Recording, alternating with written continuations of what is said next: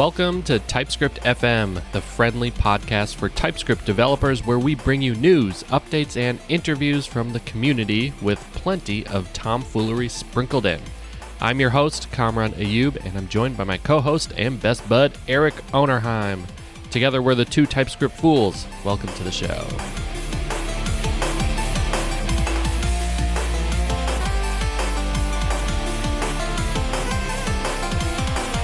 Hey, how's it going?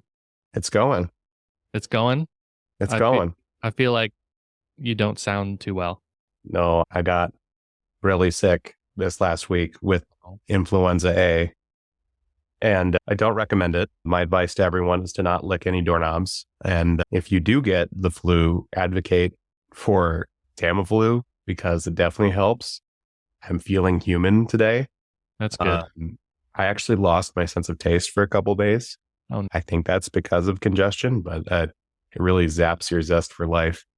That happened to me when I had COVID at one point. That's what it would make me think of immediately, but I'm glad that you just had regular influenza. Yeah, regular kick you in the butt influenza. Yes. I'm glad that Tamiflu worked for you. When my kids had the flu a long time ago, I tried Tamiflu and they actually just immediately threw it back up. So it didn't work for them. Yeah, I've heard that. Yeah, it can upset stomachs.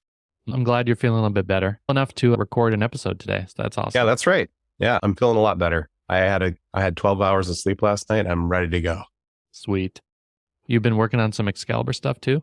Yeah, I before I crashed hard with the flu, I've been working on adding something called uniform buffer objects to Excalibur shaders. Unidentified buffer objects. Unidentified flying buffer objects. And they're pretty slick. It's something that we hadn't supported yet, but it's a way of putting a lot of structured data into a shader at once.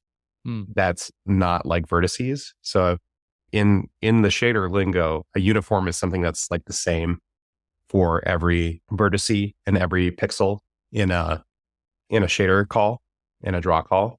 This is like super useful if you're like doing a bunch of lights.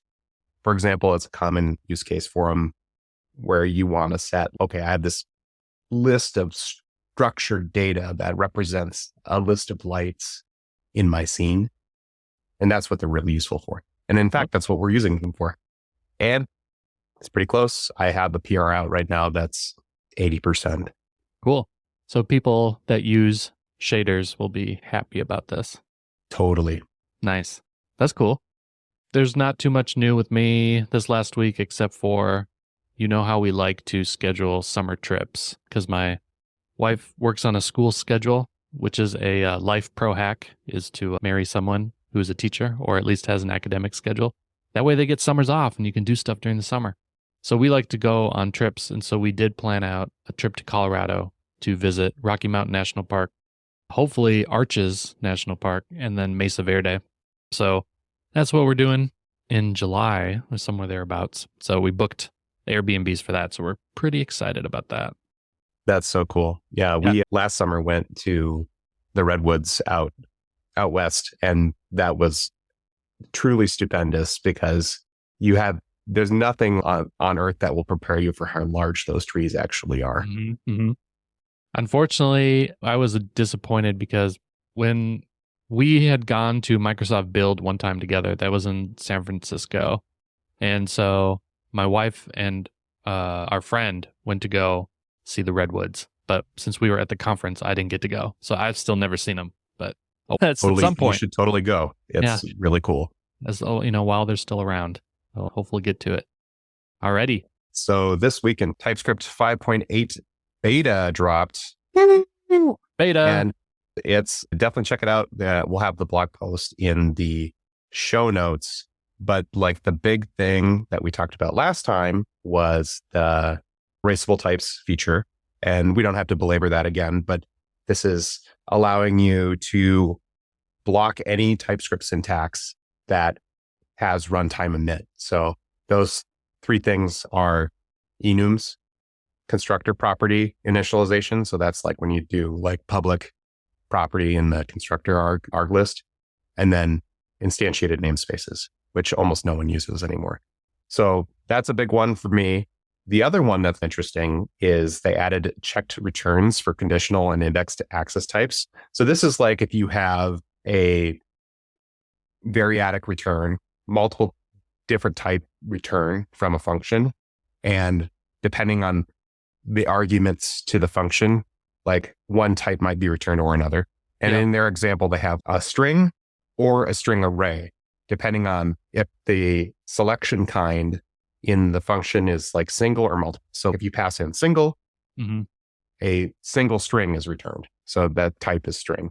And if you pass in multiple, a string array is returned. Now, before, TypeScript was unable to do this like checked index. Even if you tried to do, I'll index the type on the return with some type parameter to do this, it wouldn't work. You'd still get the type union of string or string array. Now, it works. Okay, so 1 second, just backing up a quick, trying to imagine this in my head because it is a podcast and I can't see the code. So before, it would put the burden on checking the return type on the caller. Is that right? Yeah. Okay, so it would say it wouldn't matter if you passed in a single value or an array value, the type that comes back from the function call would still be string or string array. And you would have to say if type of result is string, then blah, blah, blah. Yeah. But, so this takes care of that so that it can actually be typed so that when you call it, you actually get the correct type back based on what you input. Yeah, that's correct. That's cool. There are still some restrictions, and I'm not going to go into them, but there are some limitations on what it can do. I think it is still a little limited, but it's better than nothing. So that's a big feature. Another one that's interesting is they're adding support for following along with Node. They're adding support for being able to require ESM from within common modules. Okay. So before, you could not say common JS file, you could not go require an ESM module. Now you can. And that's because Node added that feature. So now TypeScript also will allow you to do this, given the right module flag, which is Node next. They're following along with Node in that way. And then the last thing that's really interesting in this is they allow you to do a lib replacement. So if you're like, I don't like libdom from TypeScript, would like to use something else, you can go ahead and do that now. Just as a reminder, what is like libdom and some of those other libs in TypeScript? Oh, great question. That is the built-in types defined for the DOM provided to you by TypeScript. If they didn't provide that, we wouldn't have any typing information about the built-in JavaScript APIs for the DOM. And that's what this is. And depending on what you pull in your tsconfig, you'll get automatically included a TypeScript definition file, which is types for different parts of the browser APIs. And it's a la carte. So you could decide you don't want any of them and you won't get any of them. And TypeScript will complain if you try to reference like DOM types because it doesn't know about them until you ask for them. So I remember having to modify, I think it's the lib field in tsconfig where I can say I want DOM, but then I can also say like I want ES 2015 or I want like a different ES version. That's right. So what does 5.8 bring me that I didn't have before? So the 5.8 beta here allows you to be like, I know better and I want to use a different libdom implementation or a different type definition. So you're like, actually, I have something more specific in mind, or there's someone else. And in their example, they have TypesWeb as their example of being replaced. So it's more about flexibility. That's cool. It seems like it could be useful for different runtime environments. So I'm just making an assumption here. So this is speculation, but saying if I want to run on Cloudflare's runtime, there's like a subset of APIs that might be supported. And rather than using one of the built-in libs from TypeScript, I could provide my own Cloudflare runtime types that would be specific to that. And so that I would get compiler errors if I was using an API that wasn't available or something like that. But that is just me guessing. Yeah, I think that's an incredibly good guess, in my opinion, because that's exactly what I was thinking of when I saw this, is Okay. that based on, like, now that there's so many different runtimes, more than just browser and node, there's this onus on, okay, we need a little more control over our platform types to say, okay, what is available to us in Cloudflare workers is a subset of what is available in Node. So we need to be able to like either pare that down or have custom types or what have you on whatever runtime you're running on. And Deno it might also be an interesting one because they do a bit of both worlds. So they have a lot of like server side types and a lot of webby types like that exist because they're trying to be isomorphic. For good or bad, they have a window object in Deno. That's, more evidence that you need more flexibility in the types. Yep. Okay. That makes sense. We've got some news from Deno Land. So I've never heard of this web framework before, but it is an alternative to Deno Fresh, which we talked about in the Deno episode. But it's called Ruck. That's Ruck.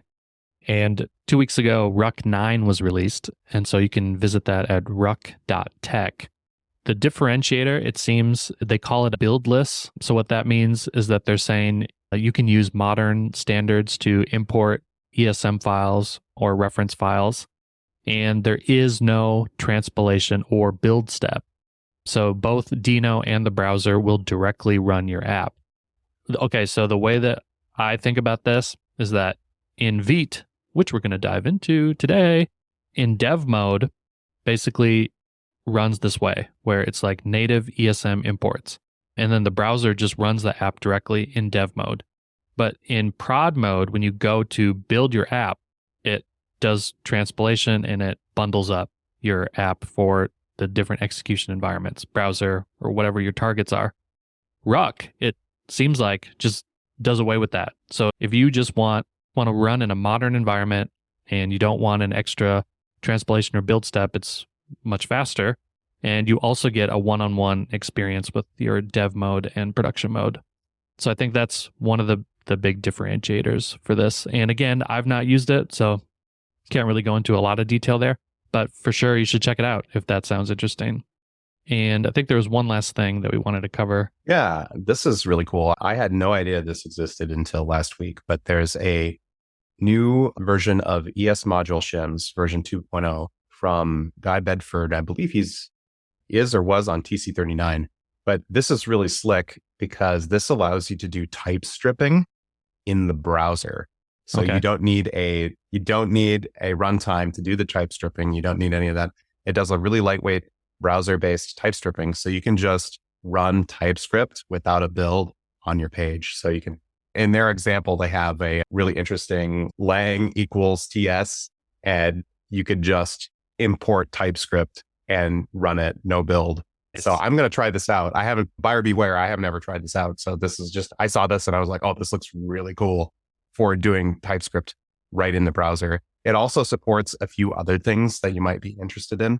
It does import maps. It's a polyfill for import maps, CSS and JSON imports, WASM modules, and source phase imports, which are still in the TC39 track. And it's only 13 KB. So that seems pretty great. So I would definitely check it out. And this no build workflow with TypeScript seems really cool. Further on with this erasable types idea. Yeah. And what I was thinking of was maybe this is not something you would exactly use for a production web app, but this seems super useful for running snippets in the browser. Oh, sure. Think of like documentation snippets that you write in TypeScript. Like, for example, for Excalibur, we're using Shiki 2/, which is a library that does syntax highlighting and like interactive syntax highlighting for TypeScript code snippets. But you can't run it with Shiki 2/. So this seems like maybe another step above that, which is to actually run the code. We should try this out that's on the neat. doc side. There's stuff in the community that we want to highlight. So this is less news and more about just cool stuff we noticed this week in the community. Deno just dropped a video about running Deno and Qwik together. And if you're not familiar with Qwik, it's spelled Qwik, and it's brought to you by the same person who helped build Angular, OG Angular, but it's pretty slick. It's showing off how you can use as your backend as your server for Qwik. And Qwik is an interesting take on front-end frameworks and using something called resumability instead of hydration. So the idea is that it's resuming the state of the app that it was running versus hydrating the state of the app. Yep. So the creator of Angular is Mishko. And I actually attended a workshop with him where he introduced Qwik. So I have some idea of what Qwik is. And I'll be doing a Qwik City course in the future for Pluralsight. So definitely check that out because I've used Qwik and it's TypeScript first. So if you want to test out a web framework that's both super performant and TypeScript first, you probably want to check out Qwik City. There's a cool little micro blog post I saw on Blue Sky by David Bushell, and he is a web consultant, but he posted about using Zig, TypeScript, and WASM together, and he did some benchmarking. But he says in his blog post, I implemented a spec-compliant HTML attribute string parser in both Zig and TypeScript. And he says it's more complicated than it sounds. But he did a little bit of benchmarking, and the results weren't too surprising. Zig native code is the fastest, followed by Zig compiled to WASM, and then TypeScript is running in Deno would be the third. So nothing too surprising there. But when Erik was talking before about using Deno compile and WebAssembly and foreign function interface, this is an example of that. So if you want to go check that out, be sure to do that. I will definitely be reading that. Yeah. I also saw some new libraries. So tsc-extra is a static analysis tool. It basically just does type checking. There's no code generation or compiling. And it doesn't list a ton of use cases, but I imagine that this would be useful for low-level TypeScript tools where you don't actually want to generate the code. You just want to read in a code base, and you might want to do static analysis on it. So probably useful for documentation tools or stuff like that. So that's tsc-extra. And then typemap I saw on Reddit and the TypeScript Discord. That is a Zod alternative, which is built for a package called Typebox. It's similar to Zod, but it offers a common TypeScript syntax for type construction, and it's a runtime compiler for high-performance validation and type translation from one library to another. In other words, you can use typemap as almost like an abstraction over Zod and Typebox to do schema validation. So that's neat. So if there's a use case you have for that, you can check it out. Typebox itself is an alternative to Zod. So if you're looking for TypeScript first schema validation, you should check that out. Specifically for Typebox, that is a way to create JSON schema from types. So that's pretty cool. So similar to how we were talking about validating runtime objects, if you actually want to create a static JSON schema from types, you can use Typebox. TypeScript FM is sponsored by Excalibur.js, the friendly TypeScript game engine for the web. Like many of you, I got into computers because I loved video games and dreamed of making one, but game development always felt a bit intimidating. Instead, I built a career in web development, though that dream of making games never really went away. Then I met Erik, who showed me I could use my HTML, CSS, and JavaScript skills to create games with just a bit of game design knowledge and the right engine. Excalibur.js makes game development approachable, offering everything you need to build 2D web games. Arcade physics, sprites, animations, input support, and integrations with tools like Tiled and Sprite. It's beginner-friendly, yet flexible enough to grow with you. Our team has published 10 games using Excalibur, all written in TypeScript. If you're a web developer looking to dip your toes into game dev or sharpen your TypeScript skills, give Excalibur.js a try at excalibur.js.com. Click the big tutorial button to start building your first game, Excalibur, a Flappy Bird clone. After that, join our friendly Discord community of web developers who love to help each other and share game dev tips. Awesome. So let's dive into our main topic today, which is talking about Vite. Or Vight? No, Is it that's Vite? Vite. Is it It's Vite Vite. or Vight? You say Vite, I say Vight. Vite. Tomato, tomato. Okay, it is actually Vite. Why is that? That's because it's actually a French word, and it means quick, which I'd say is extremely accurate. It's Rust-based, and it's extremely fast at bundling code.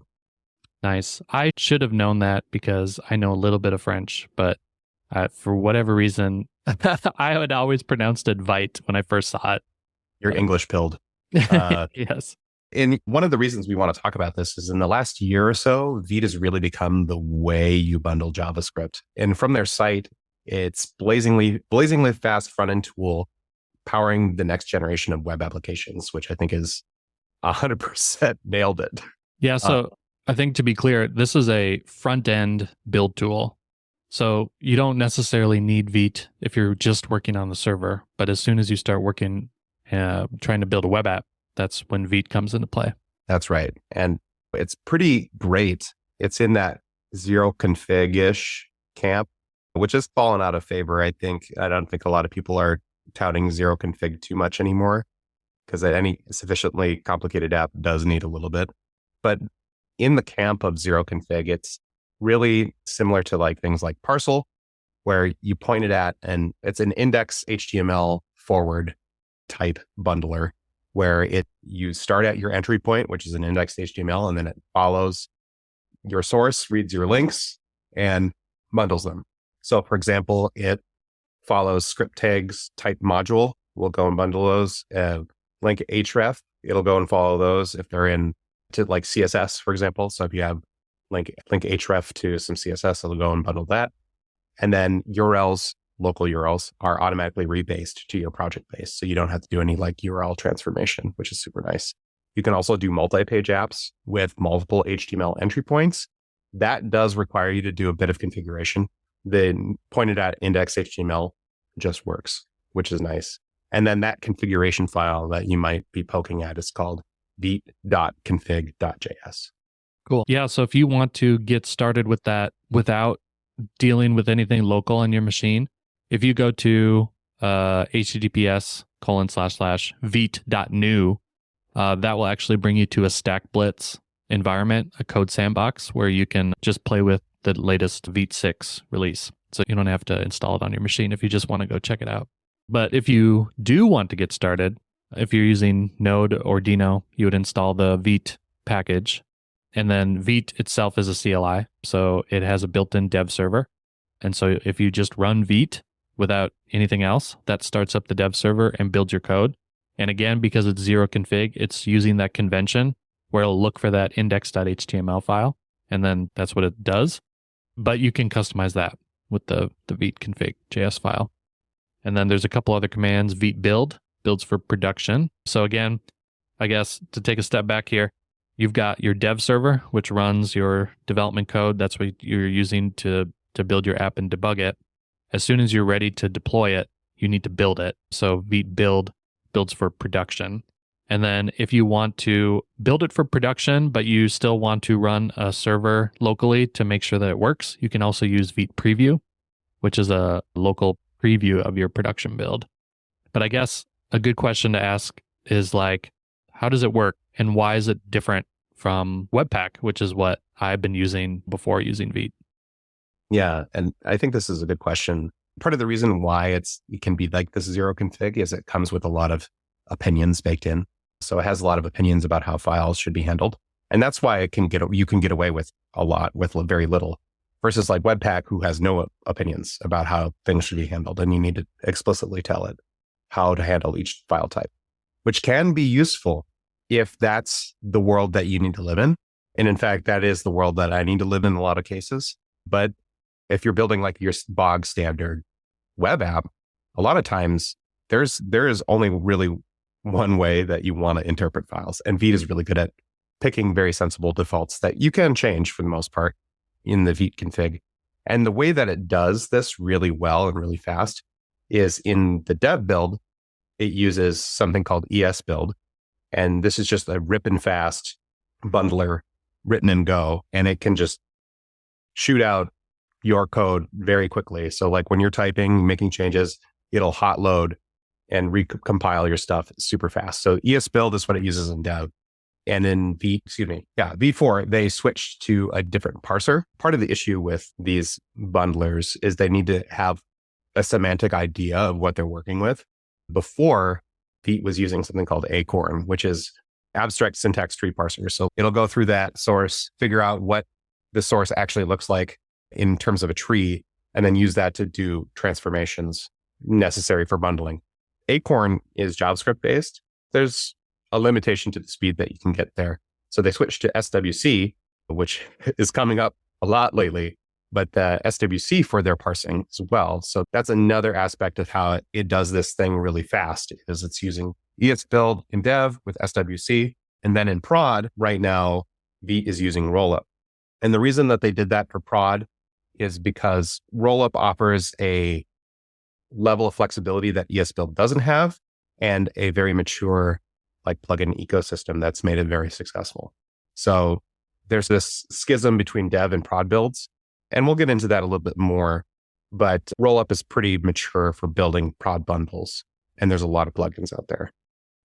Okay, so I've used rollup before, and back then I think it was more advised use rollup for library development and use Webpack for app development. It feels like those sort of boundaries are going away, but it's nice. It seems like Veet is also sort of more towards the I'm building an app. Do you know anything about using Veet to build a library or not? Yeah, no, you can totally do that. And they have a library node in Veet. Okay. Where it'll serve you a web app, but it's mostly in service of you testing your library. And I didn't prep enough for that, but there is a library mode in Veet so that you can do your stuff. But it's definitely popping the stack back to rollup.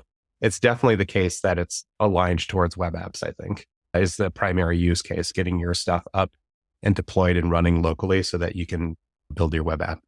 Nice. Yeah, so I think this is why you'll hear nowadays, at least in 2025, use Veet for things like React, because it's got that zero config type of experience where you either need no config or very little config just to get stuff up and running.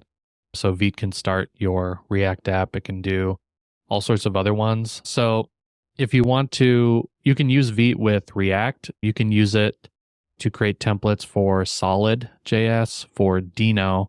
There are SSR, and then there are also library starters, like you're talking about. To do that, you can use npm create, and then you can do Vite or Vite-extra to get these templates.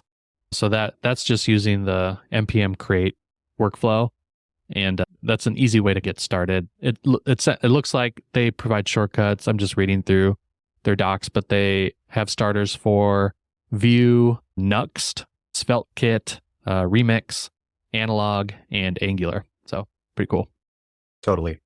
And then getting into the latest Veet update, which came out not too long ago, November. Veet 6, and they have a great blog post that we'll include in the show notes. But the big headliner, I think, in Veet 6 is the environments API. And this is again coming along with the theme of this episode, is that there are a lot of different runtimes now for running JavaScript. Mm-hmm. And Veet is now evolving to support that use case.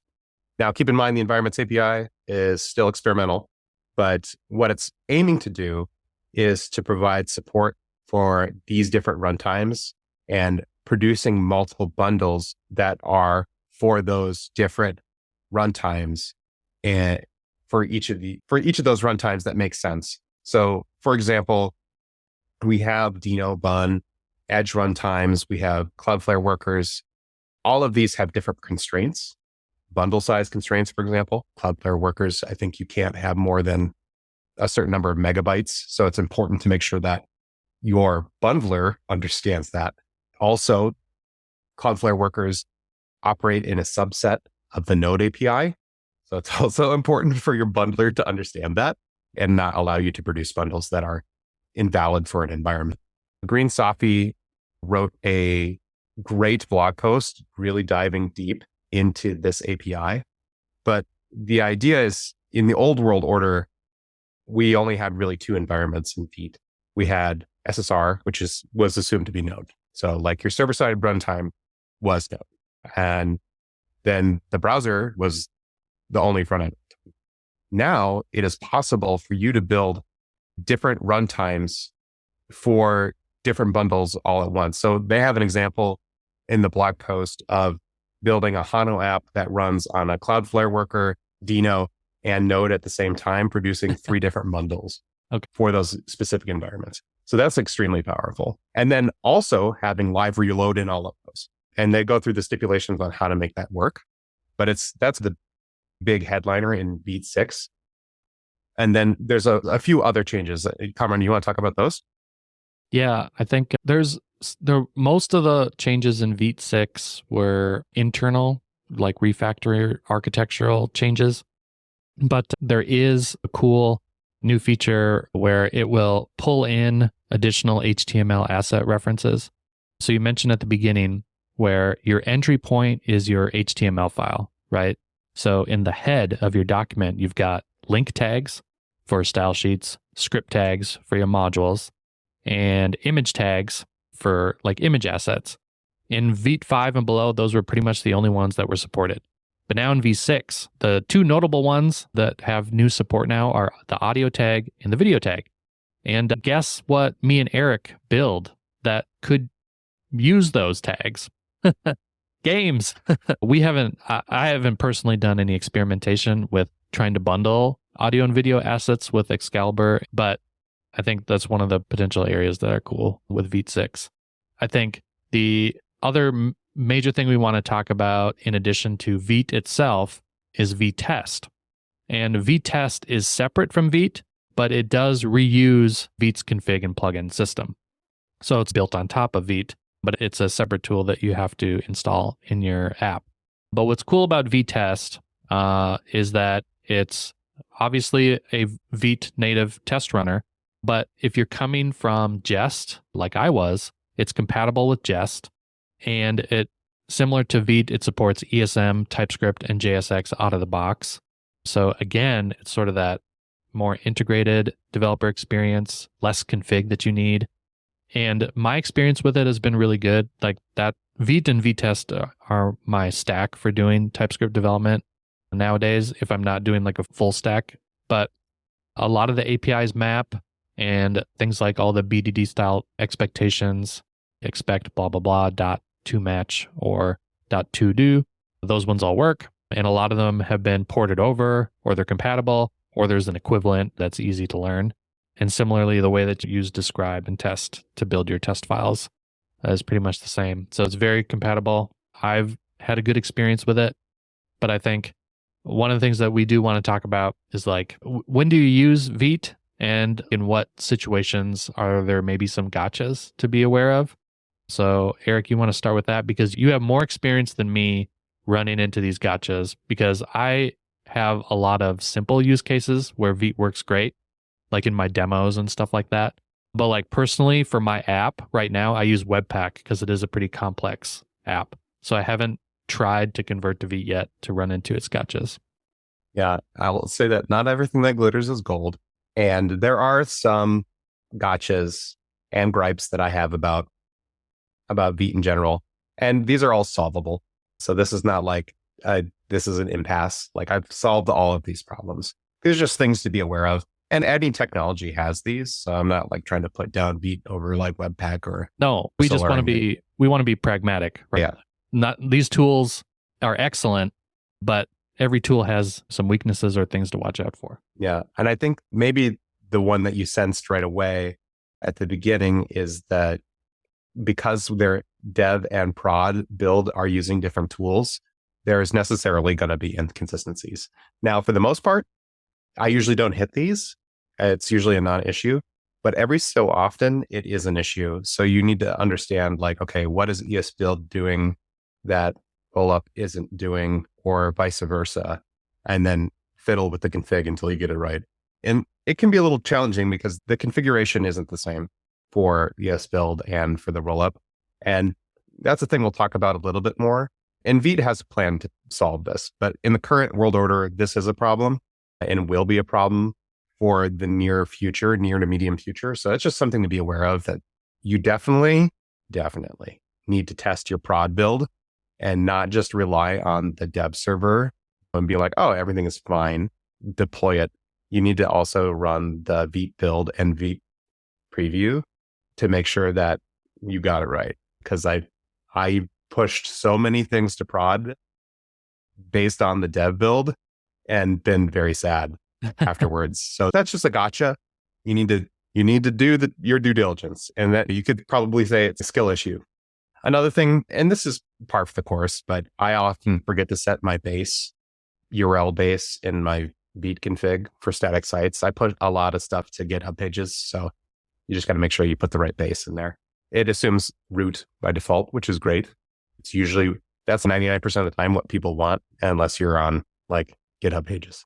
You don't own the domain. That would be for like deploying a subsite, right? Where that's right. Your base URL is like GitHub, or your username, erikonnerheim.github.io/my-project. Yeah. Okay. That's correct. Cool. And then the next one that I'll throw in is they target a minimum subset of browsers. So their goal is they want to target browsers that support native ESM, ECMAScript modules, and native ESM dynamic imports. What that means in practice is you need to have like browsers newer than Safari 13, Firefox, 7, yada, yada, yada. And that's not usually a problem unless you're me, in that it is, because you might be working with older devices. Safari being the big one, honestly, because people hold on to iPads for 10,000 years and we have games on iPads. Mm-hmm. So like Safari 13 we still need to support, unfortunately, because people have iPads that are that old. And that what they want them to work. Now, this is not an impasse either. There is a legacy browser plugin in Veet that you can use called the Vite.js plugin legacy, and it'll provide polyfills and shims for older browsers that don't have the necessary ECMAScript features. But this is something to be aware of as well. If you're shipping stuff and you're like not thinking about this, and you are like, maybe you were supporting older iPads or older iOS devices, they are half the market. And even though it's 0.5% or something, or you might say, oh, there's such a low market share. It's such a big number though, of like a small percentage of a big number can still be a big number. And especially if your target market is iPad form factor, like it's important that those customers are supported. So that's just another thing to think about. And it's a thing that we run into because a lot of our relatives, a lot of our players are using iPads and older iOS devices. And that's just the way it is. I think it's safe to assume that because Veet does not do any polyfills by default, because it is targeting those modern browsers, that once you enable the legacy plugin, it probably is going to affect the bundle. So you definitely want to do some bundle analysis to see what the impact is for those older browsers, and to do some performance testing too. Yeah. And if this is not a concern for you, ignore me. And we've gotten pretty far without needing the plugin legacy. It's just if you are targeting those iPads, that's when it's okay. Probably need to think about that. Yep. Safari is the new IE6, I think. It totally is. As much as the Safari people don't want to admit, I think they definitely are the laggards. The other thing that you might run into is if you're a person that does a lot of NPM linking, like a lot of library development, you can run into some interesting issues with Veet because it does a lot of dependency optimization. So a lot of times you might have to either use the dedupe to force Veet to use a single copy of your dependency. And this is a lot of times only a problem if you're doing monorepo, or you have a bunch of packages that reference a single dependency, and then they're pulling in different versions of it, and it's really confusing the heck out of you.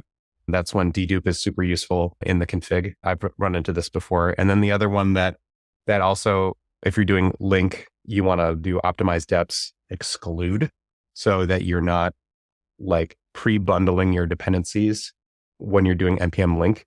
This just will help you debug, but also it'll keep things from getting confused when you're doing npm link.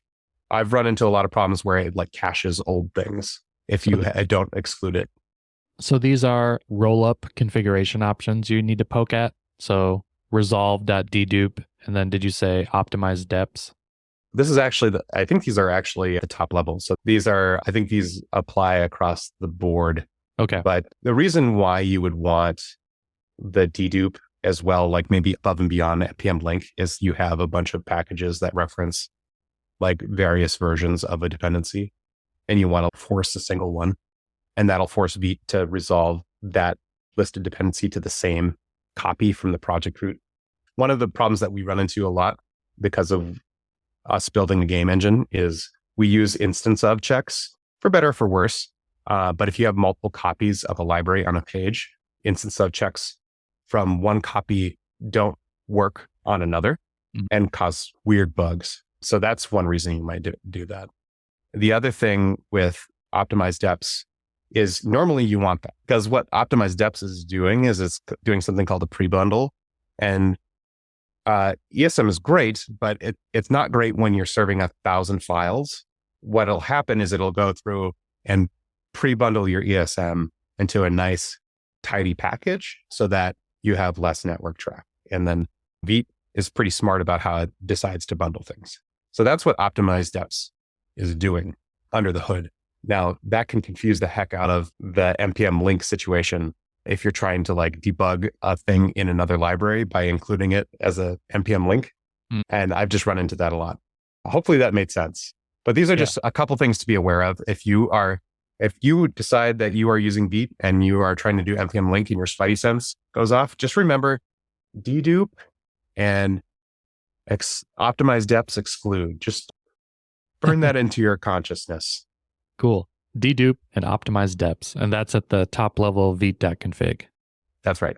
Nice. Okay. So those are some good gotchas. What are we excited about for the future? Because there is some cool stuff that we're excited about for Vite. Totally. One of the biggest things is one of my main gripes goes away. They are working on a Rust implementation of rollup called a roll down. It's currently in beta status.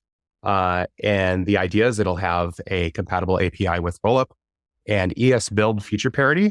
So that means the production and dev builds will use the same tool, which hopefully will kill that whole gripe where I had that inconsistent build. And it is being designed for Vite. So that's awesome. That's cool. Now, I have a little bit of skepticism for the future because now there is Avenues started this Void Zero company around Vite, and Avenue's a great guy. He's super smart. If anyone can make a venture capital backed open source company work, it's Avenue. But I have seen a lot of these open source companies go sour in the past, like Gatsby being the preeminent example in my mind. I think they're completely gone, right? It's basically a dead project. We used Gatsby for Excalibur docs. I had a course on Gatsby 3 for Pluralsight. And it's gone the way of the dodo. Now nobody's using it.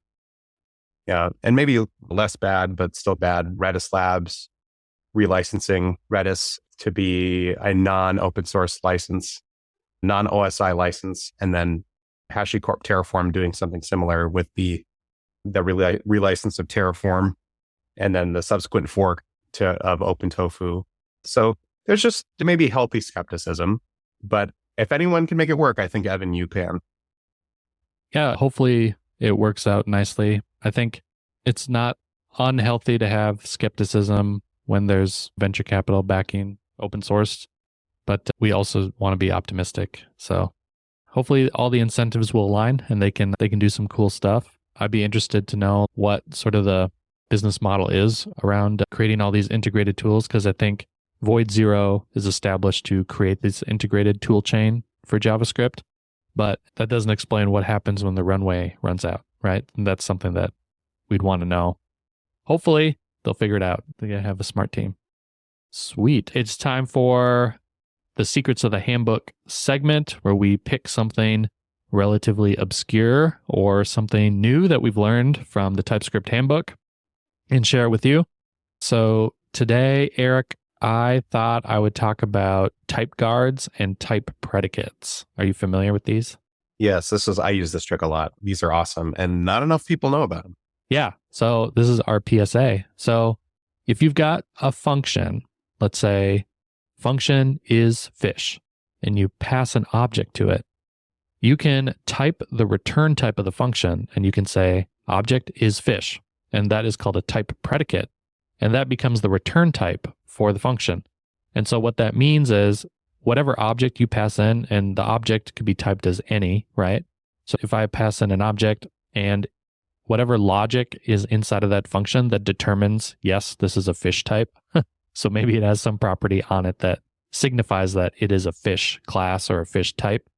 Then TypeScript can validate that, and it can basically turn it into an assertion.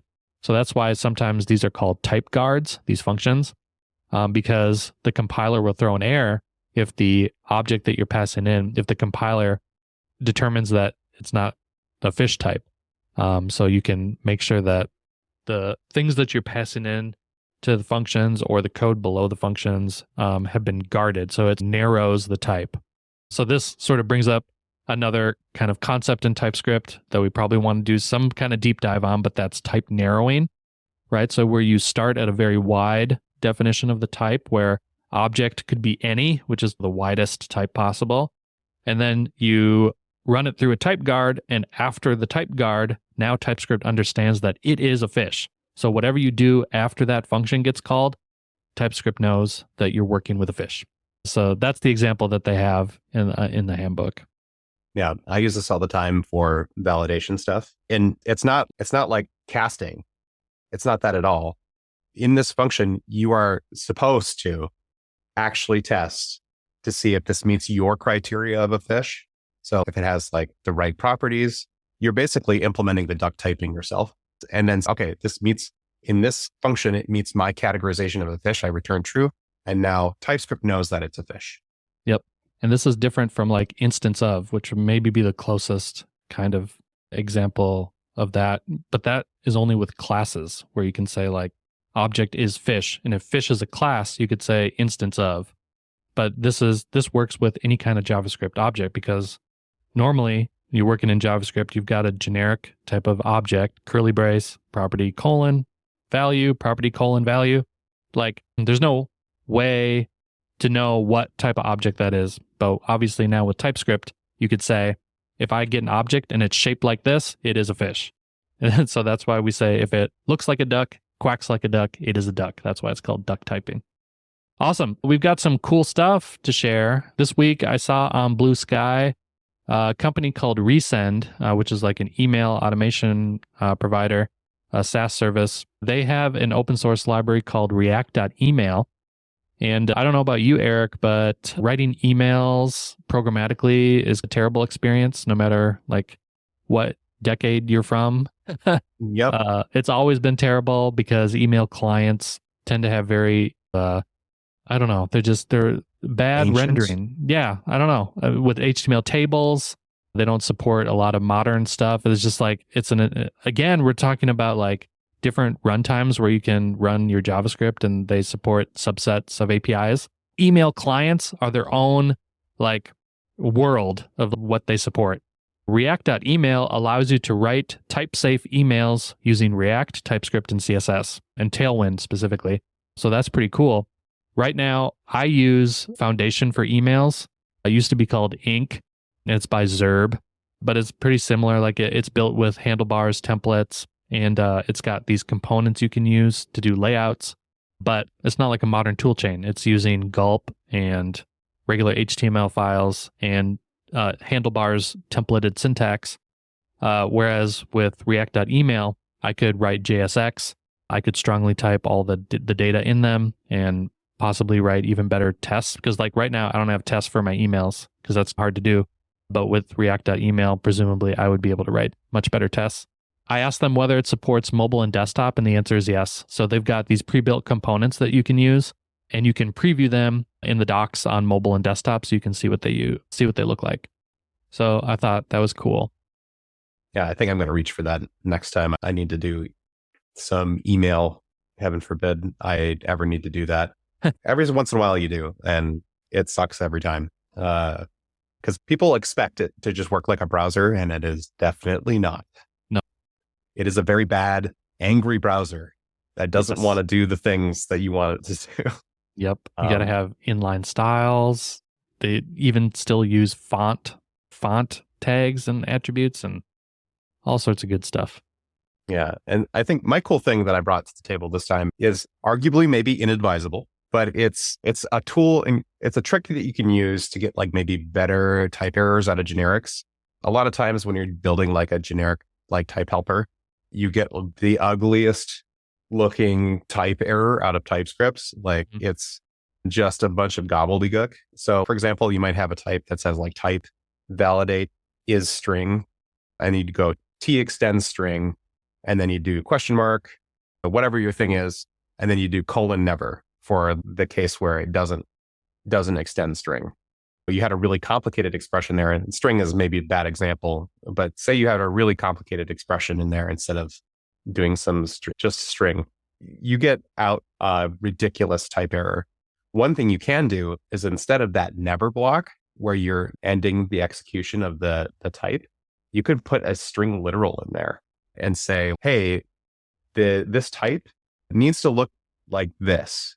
And then in your editor, you'll get a type error, a string literal type error that explains in human prose how to do things for your generic type thing. Now, that is perhaps unexpected by some people, and I would agree. But if you have a really complicated like generic type helper, this might help your users when they're like staring at it like an incredibly obtuse generic type error. And this is like probably my biggest knock on TypeScript generics, because they're super powerful, is that the type errors that come out of them are just absolutely insane. You gotta turn your head sideways, squint your eyes, light a candle, and stare at it to understand what is happening. And if the library author can author up some prose to explain what this type should be, I think it'd be a big help. Now, there's a couple of issues to this effect, like in the TypeScript backlog, but I don't think the TypeScript team wants to explore like something official for this. But this is a way to hack around this. And we'll add a code example of what I'm talking about. But it's a neat trick, especially if you have a complicated type. Yeah, I'm looking at the code in our notes document as you were explaining this, and my reaction is, okay, I need a PhD to understand what's happening here, because this is pretty intense. Yeah, I was going to be like, oh, maybe I should explain the code on the screen. I'm like, there's no way I could explain this code. No, but I think the result is cool, because I'm looking at it and you have an example where it explains it in plain language, and you can, because you're using template literals, string template literals, you can substitute the values that people are passing in. So that's pretty cool. Neat. Sweet. I think that concludes the show. As a recap, it is Vite. No, I'm just kidding. It's Veet. Okay, that's it. That's my last dad joke. All right, ready to say goodbye? See you later. See you later. Hi, everyone. This is Kamran. I just wanted to thank you for listening to the show, and we hope you enjoyed the episode. If you want to see the show notes, you can check your podcast player or go to typescript.fm, where you'll see a list of all the episodes. If you enjoyed the show, tell your friends, and please rate it on Apple Podcasts or Spotify, because that's how the show grows and gets discovered by more people. If you want to suggest news or a project that should be covered, or just want to say hi, email us at feedback@typescript.fm. If you want to follow us on social, we're both active on Blue Sky. I'm at kamranigus.com and Erik is at erikonerheim.com. You can also follow the show directly at typescript.fm.